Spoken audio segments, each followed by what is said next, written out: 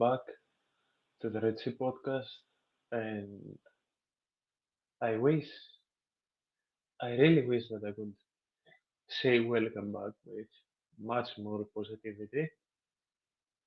And honestly, I wish that I could say that I was back after being absent for one show, of course. Uh, Gav did cover the incredible sneaky win. Do go check that out if you haven't. And yeah, I wish I could say that I'm back with such a positive outlook on everything. But Jesus Christ, is it hard. Before I get right into it, just want to say that if you're new, of course, as always, go check out everything down below. Everything you need regarding the show will be right there. And yeah, let's get into it, shall we? What a frustrating couple of days for Olympiacos BC. Of course, three back-to-back losses. Zvezda as well, and now Monaco. Uh, Double week of absolute hell.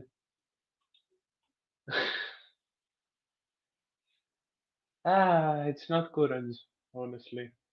Uh, I said this from the beginning that even in the absolute worst moments of this club, this show will be here. I'll be here in some way, shape, or form to not only tell you all my opinion and let out my own frustrations, but give you all a platform to let out your frustrations without the fear of being judged and absolutely mauled alive by the average Greek fan that can't discuss when a team loses.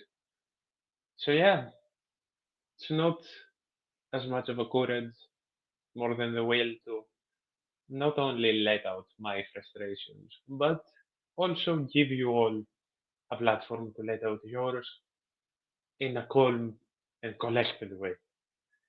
And this is a great segue to also point out this whenever I'm solo. As I've said before, the link will forever and always be in the chat for you to even hop on with me if you wish and talk about your frustrations live and not just comment wise. But of course, whether you're watching now or later, all comments are accepted, all questions are accepted, and all discussion is accepted.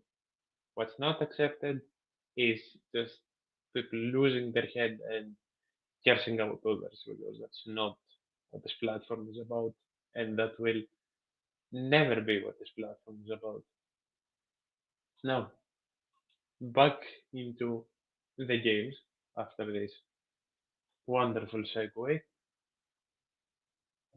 Jesus Christ, I think that's a perfect way to sum everything up. Jesus fucking Christ. It's been chaos, honestly. It's been chaos on and off the court. There is toxicity everywhere.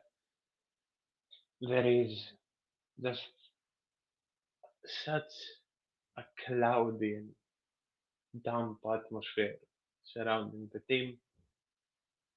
People are losing hope left, right, and just the thing that maybe it annoys me the most is that with all this toxicity, it's not only the people that cause it that gain just a louder voice, but it's the people falling for it.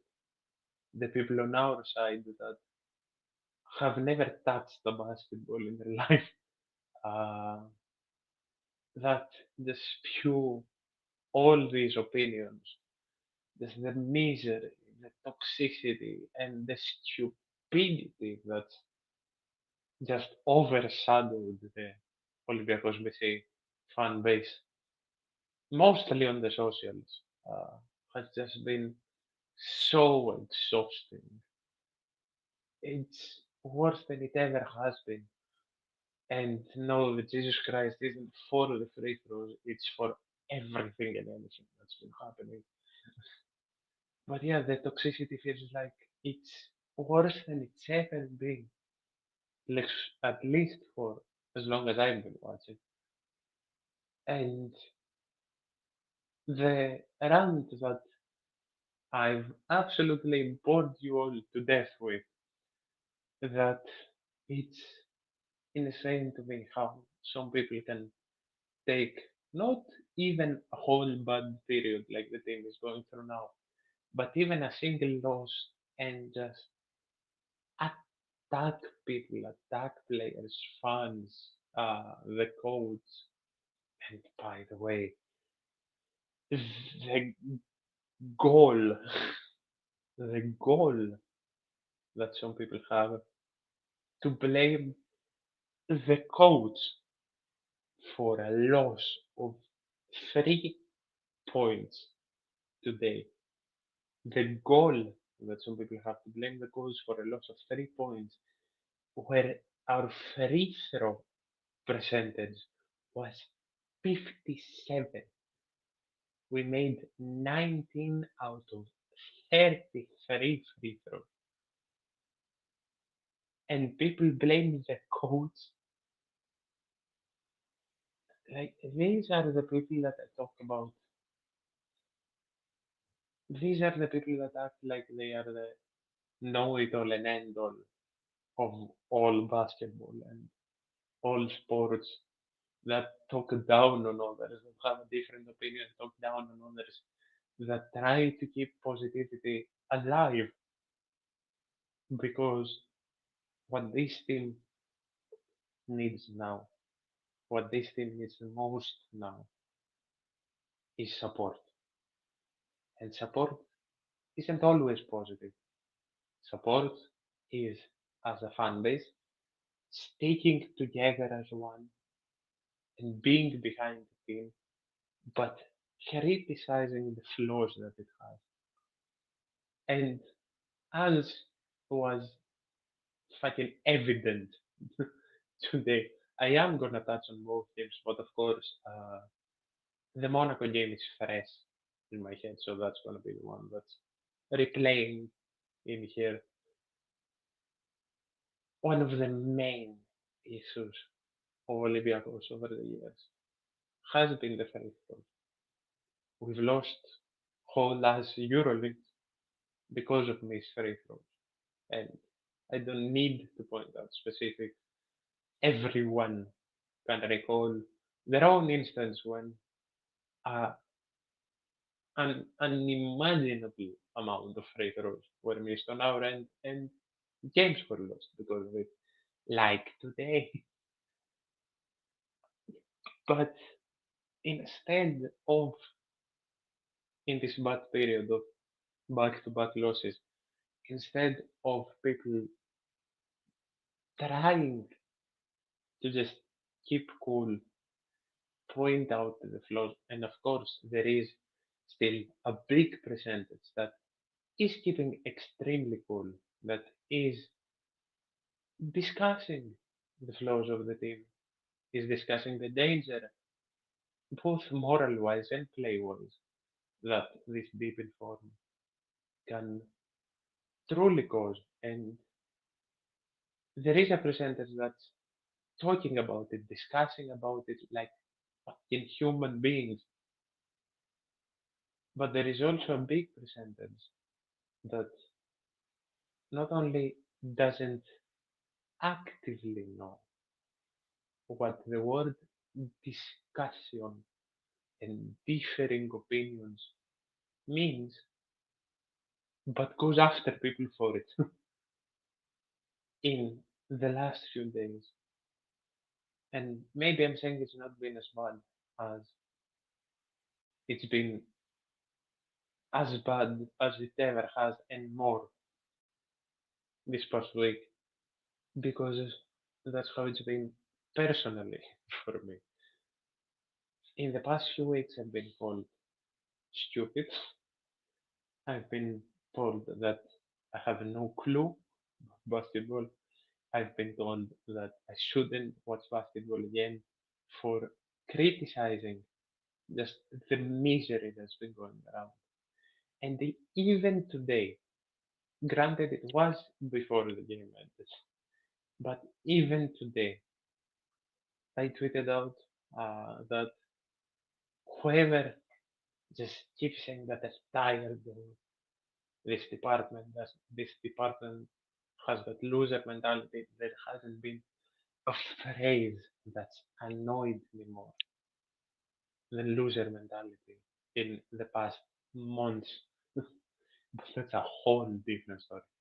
Uh, for everyone that's been saying that they're tired of Bartzokas, of Olympiacos BC, of these losses and everything, uh, I tweeted out straight up that just stop watching and I'll make the plea to that specific category, not the frustrated ones, not the ones that criticize, and not the ones that fall under the category that I usually fall into, that within their anger and frustrations say shit that they don't truly mean and sit down and discuss after not even talking to them.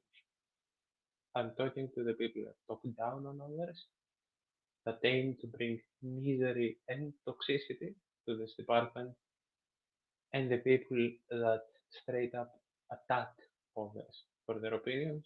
Stop watching, because as tired as you proclaim that you are of the basketball department of Olympiacos, we're 10 times more tired of your misery.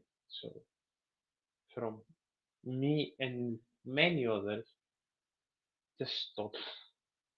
Stop. At least put the phone down when watching the games, because Christ, even before I got in here, I saw just so many comments, especially, for example, about Bartzokas, because gods above is Bartzokas a target. And again, I am not just, I wouldn't be this fucking peeved if the comments uh, were coming from the other side, because we are, we were, we will always be, and we always have been used to Panathinaikos fans just commenting anything and everything that Olympiacos gets help for that. Olympiacos sits through every game. We're used to that. But it's the fact that it's coming from our fans in massive quotes, and it's the fact that it's coming from the exact same people. I can point out dozens of people in this category. I can pinpoint it because I've been, especially on Twitter, I've been on the same dumb app for just over a year, and I've learned who the fuck fits in which category. And even on Instagram, it's the same on all the socials. And it will always be the same on all the socials, because you can't be stupid, sadly. And it's what I talked about with uh, a good friend of mine that also follows the show. The basketball audience of Olympiacos, the true basketball audience of Olympiacos, is minimal. It's fucking minimal. And again, what I've constantly talked about is that I'm more than okay with the criticism, even if I disagree with someone.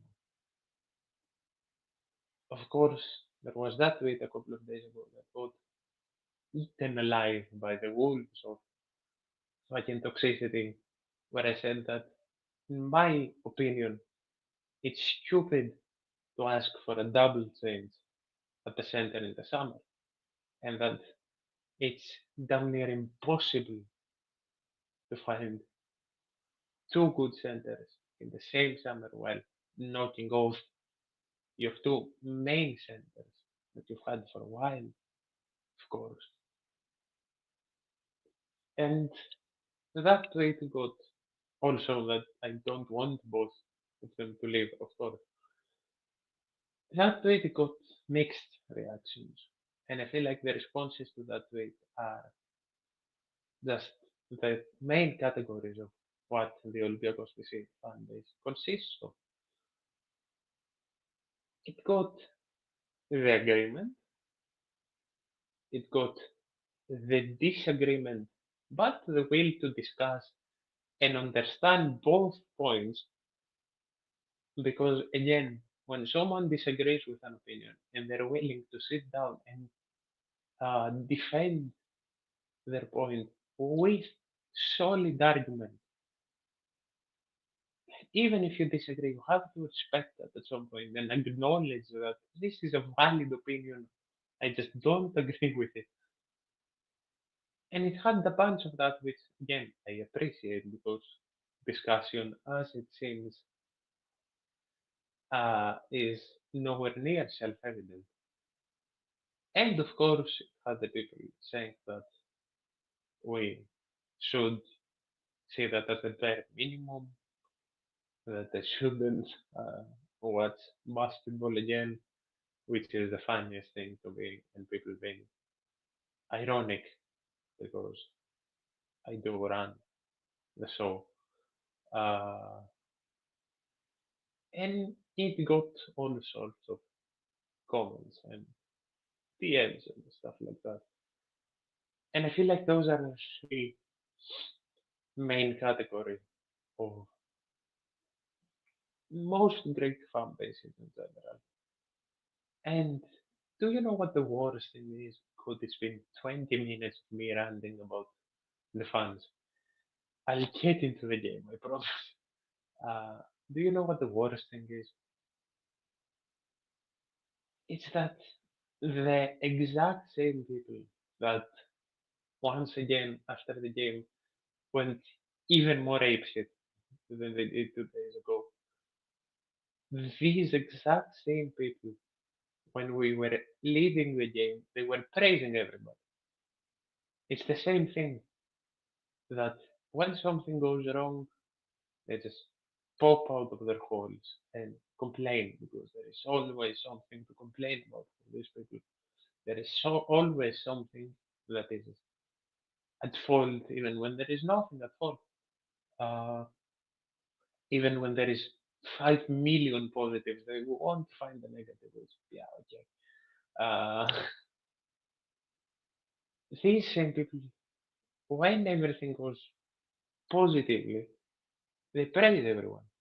And then they pop out of their holes to the spread negativity.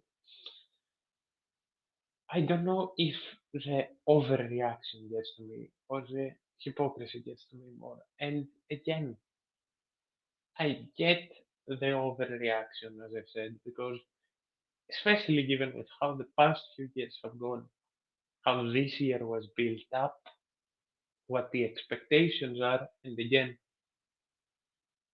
if this year doesn't go our way, I will be right here to admit my wrongs at the end. And it's my belief, at least, that everyone should be criticized at the end when we know the outcome of everything, every competition, every performance, and everything. Saying ifs and buts to just spread misery now is equally as stupid. And again, because I know today is a massive rant, I am gonna forget things I wanted to say about the game, even though I do have my notes in front of me.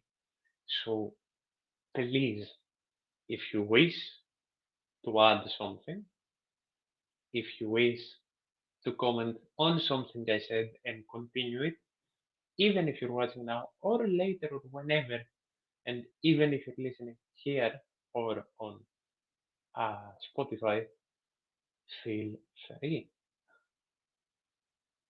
Anywhere and everywhere, any discussion is accepted.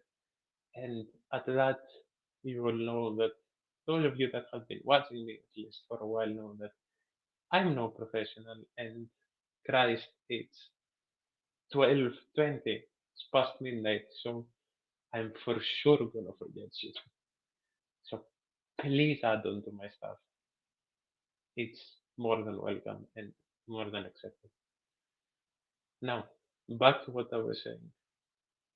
Given how the past few years have gone, I get the overreaction. But what I don't get, okay, you can overreact. But if you fall back on your reaction and expectations and defend them, okay, then that's your opinion. Okay. But the overreaction for every single thing and the same shit over and over again after every little detail, that's what I don't get. Just a complete distraction is what I will never get, and what for me will never truly go on to have any true excuse, at least for me. Let's slowly but surely, after almost 25 minutes of absolute ranting, let's slowly get into the week and the games. My points will be more or less, more or less mixed between the games, at least for some. Uh, so yeah, if it gets a bit confusing, apologies. My notes are just a bit all over the place. I'm trying to get better at keeping live notes from the game to have a planning for this and not just go off stats because, of course, I will die on the hill that stats are never everything in every sport. So, in contrast to today, uh, in contrast to either or actually, whether you want to point out today's mixed performances or whether you want to point out uh, the duo dominance of Villarban and the absolute absence of everyone else. Uh, it's a very contradictory image. Planning today was clearly much more thought through, much better. On Coach B's side, it wasn't as chaotic, not at all in the slightest. And the approach in general was much much more fitting to the game than it was on Tuesday. Because of course, uh, Tuesday's performance, the main thing was that it was Evan Fournier, Sasha Vezenkov, almost the whole of the Villarban squad, and then it was our guys. It was, yes, a dominance from our two stars, and the massive positive, one of the positives of Tuesday was that Evan seemed to be back, but with just two, even if those two are the missing pieces to your puzzle, you can't really complete the puzzle with just the two pieces if the others aren't there. So with Evan performing and trying to lift the team on Tuesday, the general lack of performance just let the team down.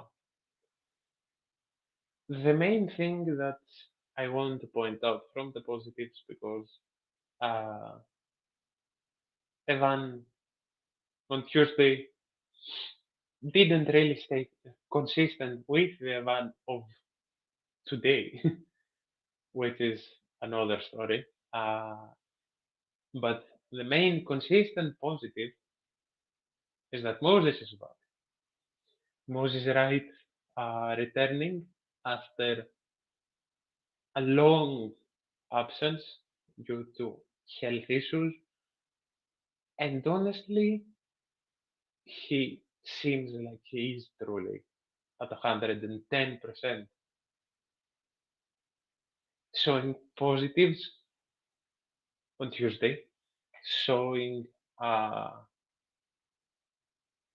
positives that we missed, I think it's safe to say, on Tuesday, giving the five a different air of confidence, and coming in today and being everywhere, absolutely everywhere.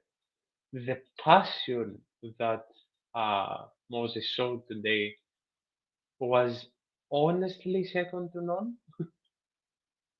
He came in and we remembered and reminded Monaco that we are scary at the five.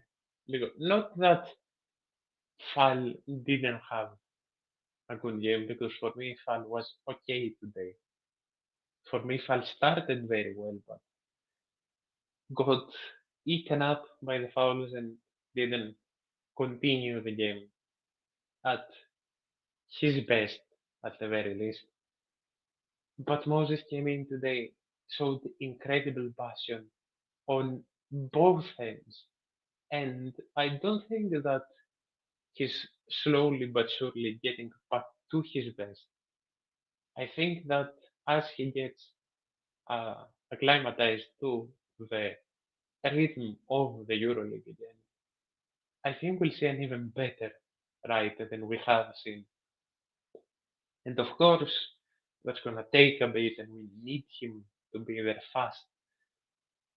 But even with the signs that Moses did show today, even in those 9, 10 minutes that he played, I'm honestly so happy, and I'm anticipating the things that we'll see down the line even more down the line. In the next few games, is the better thing to say. I'm anticipating what we'll see even more. And the other positive for me, because as much as this show will always be here to let out frustrations, I do like to focus on the shining lights of every tough period of any department. Uh, the other positive for me is Saban Lee. And honestly, I don't get the hate, because there has been hate in general for Lee. And I've said from the beginning that I like the player. I like him a lot. I like his pace. I like his IQ. And he needs improvement, and he needs it fast, sadly. But what he's giving to the team with, for me, the main positive, not even being the basketball IQ as I pointed out from the beginning, but his driving ability. Because especially today, he showed in multiple occasions that he really hurt the opposing team on the drive. I do believe that Lee will be very crucial for not only the end of the regular as we bounce back and hopefully react very soon, but the playoffs as well, because he'll be v- very, very needed, as it seems. Even with Evans coming back, and even with Walkup not even surely coming back for the playoffs. I am not really gonna speak on Thomas because uh, the return date that was mentioned at the start was hopefully late March to early April, but I really don't know of any updates. I'm sure that someone will drop an update on that in the comments. But yeah, Saban will keep getting more minutes, even if Keenan and Thomas come in, they'll need to get acclimatized again. So Saban will be getting those crucial 15 to 20 minutes. So yeah, I think he'll give the team massive things and unexpected things as well. And I really don't get the hate on him. It's just unnecessary hate from the misery that gets spread around in general. Uh, Someone, perhaps the thing that uh, the main and the one thing that I would question Bartzokas uh, for today, and the fact that I say this, given I've not been the biggest of big fans uh, of him ever since he came back, is that I would have liked to to see Tyler a bit today, but uh, especially since he's showing some improvement in the Euroleague as well. But honestly, nowhere near as important as the both the positives and the negatives that came out of the game. Is just a random side comment that I would have liked to see Tyler get some minutes today. But speaking of the man that will always be there, no matter the minutes he gets. Speaking of the deadliest player from the shot that we had today. Speaking of a man that was forced to defend against Daniel, uh, why did my brain just stuck? God, Daniel Dice. That's what I meant to say. I massive apologies. I had a complete brain freeze for a second. But yeah, the man that was forced to defend against the dominant Daniel Tice, uh,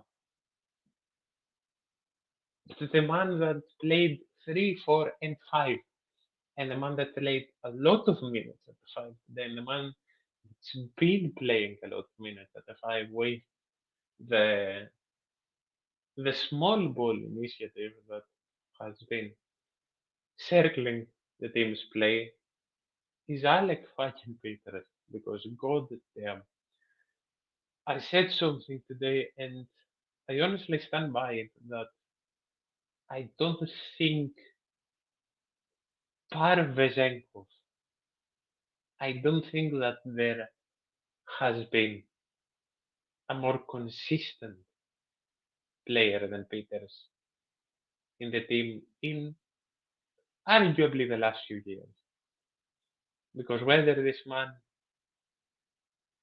played as a backup for Sasa before he left, mainly sticking around the 3-4, whether he was the team's star scorer last season, and again this year, he not only happily came off the bench for Vezenkov, but this man has improved his game so much, where he's uh, contributing at an amazingly high level as well.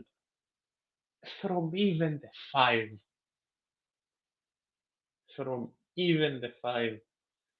There is honestly no words about the passion, no words about the quality, and no words about the damn consistency of Alec Peters. And another man that deserves a massive shout because, as I said, I am gonna die on the hill as well. That even in dark periods, there are lights that will always shine of positivity. And that man is the man that's taken the extra minutes as an absolute blessing and not only shut everyone up so fast, but has given the team his all and more, and that's Nigel Williams.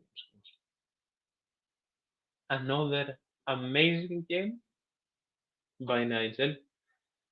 The free throws were the free throws, but honestly, I can't fault a single player for the free throws because everyone, para Alec Peters, was absolute dog shit from the free throw line. Even Sasa missed some. Uh, so yeah, I'm not really gonna focus on that, but I am gonna focus on how good and how improved Nigel has been game in and game out, and his only reason for a deep in form lately has been absolute exhaustion because the minimum he's played in the past few months is 25 minutes, the minimum. But aside that, and I am gonna leave the comment up, I have used this nickname multiple times and I will keep using it because I love it. Can't say it because YouTube will be like, no, no, no. Uh, but yeah, I can sneak in some swear words here and there, but too many and Big Brother YouTube will be like, no, no. So whoever wants to check the video and my Twitter mainly because that's where everything goes, nickname wise and stuff. But yeah, period of a lifetime, if not season of a lifetime for Ghost, and hopefully it gets topped off with the trophies that him and many people deserve. And again, perhaps this positive is a bit more self-evident because he is a walking positivity beam performance-wise, and that's a man that somehow, even in the worst of games, comes out with over 20 points, the clear MVP of the season, and I will stand by that. I said what I said. I said what I meant, and I meant what I said. Uh, Sasha Vazenko. Sasha fucking Vazenko. Uh, me some free throws because God even Sasha missed some free throws today. Uh, but 21, 6 and 3 and 31. Crucial baskets, crucial defense. What's there to say about this man? The most crucial player in this team's recent history, the most clinical player in this team's recent history, clear MVP, and fingers crossed, hopefully, easily Final Four and Finals MVP as well. Knock on wood. I'm positive, okay? I can't help but be positive with this team. Of course, I'm gonna sit here and criticize the problems. The multiple open threes that were missed by everyone. The gobsmacking amount of free throws that were missed. The chaos that was Tuesday. Of course, I'm gonna sit here and criticize everything to a logical level, but I can't help but be positive with this one. And even until the end, even if I get proven extremely wrong, I will sit here and eat my words because I'm gonna be behind the squad, even in the last game of the season.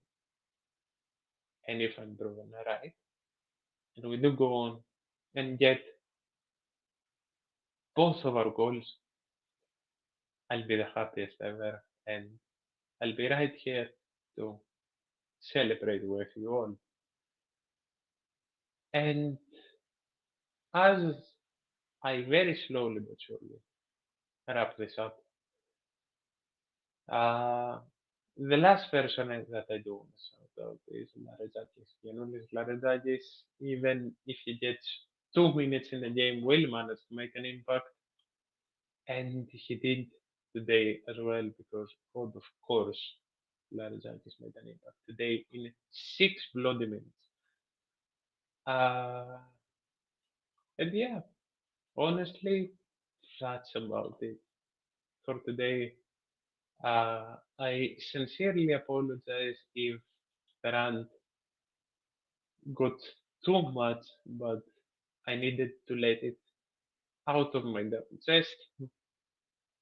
2 games left in the Euroleague regular season. Alba away and Maccabi at home, if I'm not completely mistaken. Do correct me on that. Alba is a perfect opportunity to react and not just win, but absolutely demolish them and get the much needed morality boost that this team needs. And the win against Maccabi as well. And we go into the playoffs with motivation that we desperately need. I will finish off by saying that my plea is the same. Stick together as one. Don't lose your head to the toxicity and misery. And if you go to the stadium, not only at the Maccabi game, but in the playoffs as well, make them remember that we're the best families in Europe and not and don't, I think is a better way to put it, give a voice to our worst part. That's my play to end today. Check out everything down below. I hope you have an absolutely wonderful night, day, evening, whenever you're listening to this or watching this. Feel free to comment anything, message me, and I will see you all hopefully on Sunday along with Gav to cover the start of the Super League playoffs. Everything is slowly coming to an end. We're chasing a lot of goals, so be behind every department equally. Thank you all for the insane support. I'm truly so grateful. See you all soon. Thank you.